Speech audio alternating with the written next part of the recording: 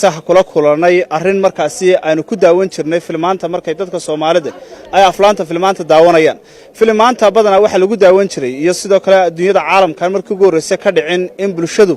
laba qof ay isu eeg isla markaasina isku dabciya isku mihnadna ka shaqeeya garabkayga waxa taagan Xasan iyo Xuseen oo runtii hadaad wajiyadooda aragto aad markaa la yaabi doonto aan ku soo dhaweeyo bal adiga magaca Xasan mise Xuseen balaanaya mataankiina wadiga arkayo sisan isku eegnahay shaqan ka wada shaqeynaa mar walba waan soo wada toosnaa xil walba waxaan wada cunaa naagaha marmar ba isku wadaarana marka ay dadku idin arkaan isku shaqana waatiin bal ka waran maxaa la idinku kala saaraa wallahi waxna lagu kala saaraa ma jirto dadka oo kala garta mooyaan nagu dawaqaan mooyaane si kale kuma gartaba garabkayga waxa taagan asaguna Mursal Muuse Umar oo weydiin doona bal Xasan iyo Xuseen oo badana top design ayagu ka shaqeeyaan Jaahuur top design oo badana wax loo duubo xidigaha geeska Mursal markii labadan Xasan iyo Xuseen ka soo horbaxaan maxaad ku kala garataa niyo horta Xasan iyo Xuseen waxaan ku xasuustaa filimkii Van Damme Lurinchi Double Impact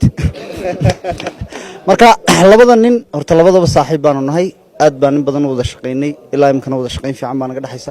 labadan nanu kaliya wax ku kala gartaa Xuseen baa wuxuu ku leeyahay gacanta nabarkaasaan ku gartaa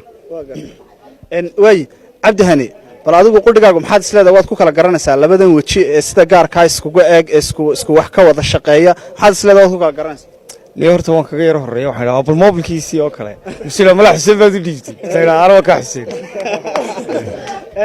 way waxaad ii sheegtay inaad macal shaqooyinka aad isku shaqo qabataan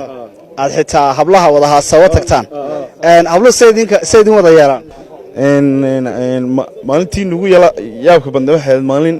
anoo hurda ninkana telefoonkayga haya ay gabar soo qaracday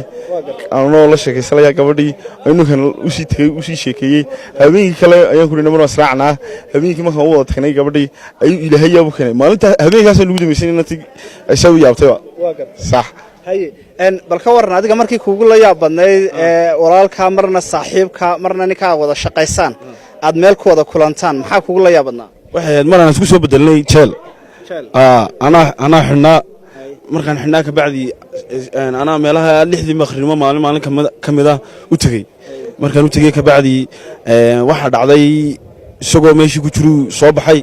مركان صباحي كبعدي وين بدلي مركان بدلي وين أنتو وين وكوا دايما عنتذي عني كبعدي مركان ضمنا ماشي بالله حري وين تجي لا بعشوا سحري أنا لا بعشات حد جينا وخلق يسني way runtii sida aad la yaaban tahay ayaan daawaday annaguna ula yaabanahay waa Axmed Ibrahim Maxamuud iyo sidoo kale Aadan Madani